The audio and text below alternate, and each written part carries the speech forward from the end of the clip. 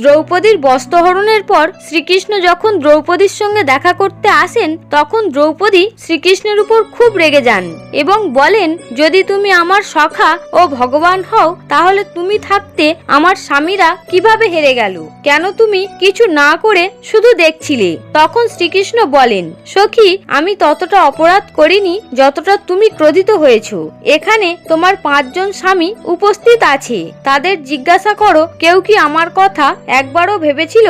যখন দুর্যোধন বলেছিল পাশা আমাদের তরফ থেকে মামা শকুনি খেলবে, তখন কি একবারও 5 জন পাণ্ডবের মধ্যে কেউ বলেছিল আমাদের তরফ থেকে শ্রীকৃষ্ণ পাশা খেলবে? তাহলে দেখা যেত কে হারতো আর কে জিততো। আর তোমার বস্ত্রহরণের সময় প্রথমে তুমি তোমার 5 জন স্বামীকে ডেকেছিলে। যখন তোমাকে কেউ সাহায্য করতে পারেনি তখন তুমি আমাকে স্মরণ করেছিলে। যাকে সর্বপ্রথম ডাকা উচিত ছিল তাকেই তুমি সর্বশেষে ডেকেছো।